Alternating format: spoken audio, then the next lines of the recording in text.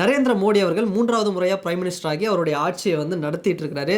So இவருடைய ஆட்சிக்கான இந்த rating என்ன அப்படிங்கிறத மூட் ஆஃப் தி நேஷன் அப்படிங்கிற மேகசினுக்காக இந்தியா டுடே சி ஓட்டர் நடத்திய கருத்து கணிப்பில் சொல்கிறாங்க. இது மட்டும் இல்லைங்க, இவரோட ஓவரால் பர்ஃபார்மன்ஸ் எப்படி இருக்குது அண்ட் மோடிஜிக்கு அடுத்தபடியாக நேஷ்னல் லெவலில் பிஜேபியில் யார் வந்து ஒரு பிரைம் மினிஸ்டர் கேண்டிடேட்டாக வருவாங்க அப்படிங்கிற ஒரு கருத்து கணிப்பு தகவலையும் வந்து சொல்லியிருக்கிறாங்க. ஸோ ஃபஸ்ட்டு நம்ம என்ன பார்ப்போம் அப்படின்னா, மோடிஜி பார்த்தோம்னா குஜராத்தில் வந்து சிஎம்மாக இருந்தார். அதுக்கு அடுத்தபடியாக இப்போ 10 வருஷத்துக்கு மேலே வந்து பிரைம் மினிஸ்டராக தொடர்ந்துட்டு இருக்கிறாரு. பிஜேபியோட முகம் அப்படின்னு சொல்லலாம். இந்தியா லெவலில் அவருடைய இமேஜ் மாஸ் அப்படிங்கிறதுக்காகவே ஒரு கரிஸ்மேட்டிக் லீடராக வந்து இருந்துட்டு இருக்கிறாரு. இதை தாண்டி இந்தியாவுக்கு வெளியிலையும் அவருக்கு வந்து ஒரு ஃபேன் பேஸ் அப்படிங்கிறது இருக்குது. எந்த நாடுகளுக்கு போனாலும் அவரை வந்து வரவேற்கிறாங்க. அப்படி ஒரு கூட்டம் அவருக்கு இருக்குது.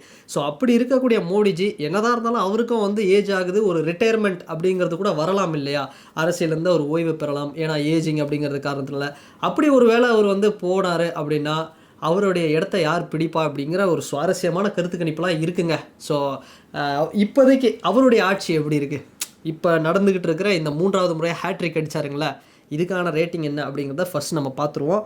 அது வந்து பார்த்தோம்னா ஒரு அவுட்ஸ்டாண்டிங்காக இருக்குது, சூப்பர் அப்படிங்கிற லெவலில் 34% பேர் வந்து அவருக்கு ஆதரவு கொடுக்குறாங்க. அண்டு இது வந்து ஆகஸ்ட் மாதத்தோட கருத்து கணிப்பு. ஏன்னா எப்போவுமே பிப்ரவரி ஆகஸ்ட்னு வருஷத்துக்கு 2 வாட்டி இந்த மூட் ஆஃப் த நேஷன் அப்படிங்கிறது வந்துடும் ரிப்போர்ட் அப்படிங்கிறது. அண்ட் அதே மாதிரி குட் நல்லா இருக்குது அப்படிங்கிற மாதிரி 24% பேர், அண்ட் ஆவரேஜ் அப்படிங்கிற ஒரு 13% பேர் வந்து சொல்கிறாங்க. அண்டு மோசம்ங்க, பேட் தாங்க, ரொம்பலாம் பெருசாக ஒன்றும் இல்லைங்க அப்படிங்கிற மாதிரி ஒரு 13% பேர் வந்து சொல்கிறாங்க.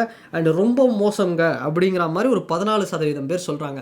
இந்த இடத்துல நம்ம ஒரு விஷயம் பார்த்தோம் அப்படின்னா, பிப்ரவரியோட கருத்து கணிப்போடு இதை நம்ம ஒப்பிடும் பொழுது எல்லாமே பர்சன்டேஜ் வந்து கொஞ்சம் ஏறி இருக்குது அப்படின்னு சொல்லலாம். அது வந்து குட் அப்படிங்கிற ஒரு விஷயம், அவுட்ஸ்டாண்டிங் இப்படிங்கிற விஷயம்லாம் கொஞ்சம் பாயிண்ட்டுகள் 2 பாயிண்ட் இறங்கியிருக்கு. ஆனால் மோசம், மிக மோசம் அப்படிங்கிறது கொஞ்சம் ஏறி இருக்குது. அது காரணம் ஆன்டி இன்கம்பன்சியாக இருக்கலாம், இல்லை மக்களுக்கு ஒரு சலிப்பு தட்டி இருக்கலாம், இல்லை நடக்கக்கூடிய பிரச்சனைகள் இந்தியாவில் நடக்கிறதா இருக்கலாம். நிறைய வந்து காரணங்கள் இருக்குங்க. ஸோ அப்படி மோசம் அப்படிங்கிறது கொஞ்சம் பர்சன்டேஜ் வந்து ஏறி இருக்குது அப்படின்னு 2லேருந்து 5 வரைக்கும் ஏறி இருக்குது அப்படின்னே சொல்லலாம்.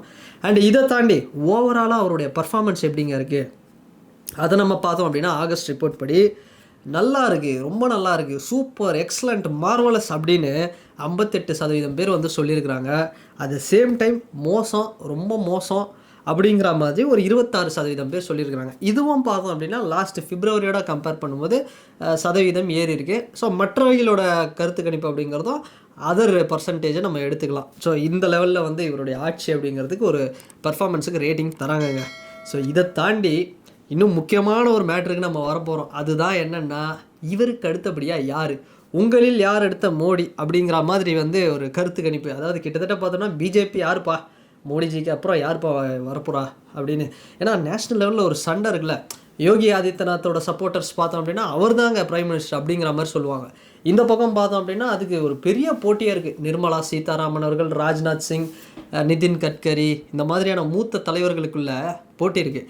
ஆனால் என்னதான் இருந்தாலும் மோடி அவர்களுக்கு அடுத்தபடியாக யாரை நம்ம பார்க்குறோம், அமித்ஷா அவர்களை தானே நாங்கள் பார்க்குறோம் அப்படின்னு வந்து பிஜேபியோட ஆதரவாளர்கள் இந்தியா முழுக்க வந்து மோடி அமித்ஷா, அமித்ஷா மோடி இப்படிங்கிற வார்த்தைகள் தான் வந்து வந்துட்டுருக்கு. 2 பேரும் வந்து ஒரு டபுள் காம்போ, ஒரு நல்ல காம்போ அப்படிங்கிற மாதிரி தான் போயிட்டுருக்கு. ஸோ அந்த வகையில் பார்க்கும்போது இந்த லிஸ்ட்டில் அமித்ஷா அவர்கள் இருக்காரா அப்படின்னு கேட்டால் கண்டிப்பாக இருக்கிறார் அப்படின்னு சொல்லலாம்.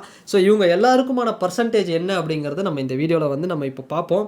ஸோ ஃபஸ்ட்டுங்க, இந்த 2014, 19, 24 இந்த காலகட்டங்களில் தொடர்ச்சியாக மனுஷன் ஹேட்ரிக் அடிக்கிறாரு நரேந்திர மோடிஜி. சரி, அடுத்து நம்ம என்ன பார்க்க போகிறோன்னா, யாருப்பா நிர்மலா சீதாராமனா, அவங்களுக்கு என்ன வந்து ஒரு பர்சன்டேஜ் இருக்குது அப்படின்னு நம்ம பார்த்தோம்னா, அவங்களுக்கு கிட்டத்தட்ட ஒரு 3% இருக்குது அப்படின்னு சொல்லலாம். அதாவது பிப்ரவரியில் பார்த்தோம்னா 2% இருந்தது அவங்களுக்கு. ஆனால் இப்போ ஆகஸ்ட்டில் ஒரு 3% வந்திருக்கு, ஒரு பர்சன்டேஜ் ஏறி இருக்குது அப்படின்னு கூட சொல்லலாம். அந்தளவுக்கு அவங்க வந்து ஒரு பிரைம் மினிஸ்டருக்கான தகுதி உள்ளவங்களா அப்படின்னு கேட்டால் 100% அதுக்கான தகுதி அவங்களுக்கு இருக்குது. ஸோ ஆனால் மக்கள் மத்தியில் அவங்களுக்கு என்ன மாஸ் அப்படிங்கிறது மோடிஜி லெவலுக்கு இருக்கா அப்படின்னு கேட்டால் அது நான் கம்மி அப்படின்னு தாங்க சொல்லுவேன். ஆனால் அவங்க அந்த பிரைம் மினிஸ்டர் லெவலுக்கு தகுதியுடையவர்கள் அப்படின்னே சொல்லலாம். அந்தளவுக்கு அவங்களுக்கு நல்ல நாலேஜ் இருக்குது, நல்ல போல்டாக பேசக்கூடிய ஒரு விமன் அப்படின்னே சொல்லலாம். இன்னும் ஒரு பிரைம் மினிஸ்டர் கேண்டிடேட்டு ஒரு விமன் வந்து இப்போ இன்றைக்கி இருக்கக்கூடிய காலகட்டத்தில் வந்தாங்கன்னா கூட அதுவும் வந்து ஒரு நல்லதாக இருக்கும், ஒரு ஆரோக்கியமான அரசியலுக்கான ஒரு வழிவகுக்கும் அப்படின்னே சொல்லலாம். சரி, அடுத்துங்க ராஜ்நாத் சிங். ஸோ இவர் வந்து பார்த்தோம்னா ஒரு பிரபலமான முகம் தான் நேஷ்னல் லெவலில். இவருக்கான பர்சன்டேஜ் என்ன இருக்குது அப்படின்னு பார்த்தோம்னா, பிப்ரவரி மாதம் 6% இருந்ததுங்க. இந்த mood of the nation report படி. ஆனால் இப்போ பார்த்தோம்னா கொஞ்சம் பாதியாக குறைஞ்சிருக்கு அப்படின்னே சொல்லலாம். ஆகஸ்ட் மாதத்தை பொறுத்த வரைக்கும் அந்த ரிப்போர்ட்டில் இவருக்கு 3% குறைஞ்சி இப்போ 3% இருக்கிறார். கிட்டத்தட்ட நிர்மலா சீதாராமன் அவர்களும் இவங்களும் ஒரே ஸ்டேட்டஸில் தான் இருக்காங்க அப்படின்னே சொல்லலாம் பர்சன்டேஜ். சரி, அடுத்து நிதின் கட்கரி. நிறைய நியூஸ் எல்லாம் வந்தது. ஓகே, மோடிஜிக்கு அப்புறம் நிதின் கட்கரி அவர் தான் வந்து பிரைம் மினிஸ்டராக வருவார் அப்படிங்கிற ஒரு போட்டி வந்து இருக்குது. அவருக்கும் ஒரு பெரிய லெவலில் ஒரு சப்போர்ட்டர்ஸ் இருக்காங்க. ஸோ அந்த வகையில் பார்க்கும்போது இவருக்கு என்னப்பா பர்சன்டேஜ்னால் கொஞ்சம் ஏறி இருக்குன்னே சொல்லாங்க. பிப்ரவரியில் 5% இருந்தது, இப்போ 7% வந்திருக்கு அப்படின்னே சொல்லலாம். அந்தளவுக்கு இவருக்கு கொஞ்சம் ஒரு பர்சன்டேஜ் வந்து பாயிண்ட் ஏறி இருக்கு. சரி, இவங்கெல்லாம் வந்து 2ஆம் கட்டம் 3ஆம் கட்டத்தில் இந்த போட்டியில் இருக்கிறாங்க. முக்கியமான ஆளுகளை சொல்லுப்பா, யோகி ஆதித்யநாத்தை பற்றி சொல்லிவிட்டு நீ பேசாமல் இருந்தால் எப்படி அப்படின்னு நீங்கள் கேட்பீங்கன்றது எனக்கு தெரியுது. ஸோ இப்போ யோகி ஆதித்யநாத் அவருடைய ரேட்டிங் என்னவாக இருக்குது, எத்தனை பர்சன்டேஜ் அப்படின்னு பார்த்தோம்னா கிட்டத்தட்ட மோடிஜிக்கு அப்புறம் யோகி ஆதித்யநாத் வருவதற்கான வாய்ப்புகள் அதிகம் அப்படின்னு சொல்லலாம். ஏன்னா உத்தரப்பிரதேஷில் எப்படி குஜராத்தில் மோடிஜி வந்து சிஎம் சீஃப் மினிஸ்டராக இருந்து ஒரு ரெக்கார்டை வச்சுட்டு அதுக்கப்புறம் பிரைம் மினிஸ்டராக வந்தாரோ அது மாதிரியான சேம் ரெக்கார்டை தான் யோகி ஆதித்யநாத் அவர்கள் வச்சிருக்கிறாரு. ஏன்னா உத்தரப்பிரதேஷில் சீஃப் மினிஸ்டர் அப்படின்னு வந்து ஒரு ஸ்டாண்டர்டாக வந்து அப்படியே போயிட்டுருக்கிறாரு, அடுத்தடுத்து அப்படின்னு நல்லா போயிட்டுருக்கிறாரு. பட் அவருக்குன்னு ஒரு ஆதரவாளர்கள் பெருசு. ஏன்னா உத்தரப்பிரதேஷ் அப்படிங்கிறது பெரிய ஸ்டேட்டு, அதை தாண்டி பக்கத்தில் இருக்கிற ஸ்டேட்டு. அண்டு மோடிஜி வந்து ஒரு பயோகிராஃபி விட்டால் பதிலுக்கு நாங்களும் ஒரு பயோகிராஃபி விடுவோம் அப்படிங்கிற மாதிரி வந்து யோகி ஆதித்யநாத் அவர்களுடைய வாழ்க்கை வரலாறை பேஸ் பண்ணி இப்போ ஒரு பயோகிராஃபி கூட வந்திருக்கு, ஒரு படம் ஒன்று வந்திருக்கு. ஸோ அந்தளவுக்கு வந்து யோகி ஆதித்யநாத் அவருக்கு வந்து ஒரு பெரிய மாஸ் இருக்குது. ஆனால் ஒரு இப்போ மோடிஜி பார்க்கும்பொழுதோ இல்லை அமித்ஷாஜி பார்க்கும்பொழுதோ வந்து பார்த்தோம்னா அவங்க வந்து அந்த காவி அதெல்லாம் தாண்டி வந்திருப்பாங்க. அந்த காவி உடை அதெல்லாம் வந்து ஒரு கோவிலுக்கு போகும்போதோ ஒரு ஃபெஸ்டிவலில் ஏதோ ஒரு இதில் போகும்போது போவாங்க, ஆன்மீக ஸ்தலங்களுக்கு. ஆனால் இவர் பார்த்தோம்னா எனி டைமுமே வந்து பார்த்தோம்னா ஒரு காவி உடையிலே இருப்பார். இவர் வந்து தன்னை ஒரு சாமியார் மாதிரியே காட்டிகிட்டு இருப்பார். ஸோ அப்படி பார்க்கும்பொழுது மக்கள் இவருக்கான பர்சன்டேஜ் ஏதாவது ஒரு இடத்துல அடி வாங்குமோ குறையுமோ அப்படின்னு நேஷ்னல் லெவலில் பார்த்தா அந்த பர்சன்டேஜில் நான் முன்னாடி சொன்னோம் பார்த்தீங்களா, நிர்மலா சீதாராமன், நிதின் கட்கரி அண்ட் ராஜ்நாத் சிங் இவங்களை விட அவங்களெல்லாம் விட இவர் வந்து ஒரு 6-7 மடங்கு பர்சன்டேஜ் வந்து அதிகமாக வச்சுருக்கிறாருங்க. அவரோட பர்சன்டேஜ் பார்த்தோம்னா பிப்ரவரியில் 25% இருந்திருக்குது இந்த வருஷம். ஆனால் அதுவே 26%, ஒரு பாயிண்ட் ஏறி இருக்குது அப்படின்னு சொல்லலாம். 26% வச்சுருக்கிறாரு இப்போ ரீசெண்டாக நடந்த கருத்து கணிப்புகள் படி. ஸோ அந்த வகையில் யோகி ஆதித்யநாத் அவர்களுக்கு மிகப்பெரிய ஒரு செல்வாக்கு அப்படிங்கிறது இருக்குது. சரி, இதை தாண்டி நம்ம அமித்ஷா அவர் வந்து ரொம்ப முக்கியம் இல்லையா?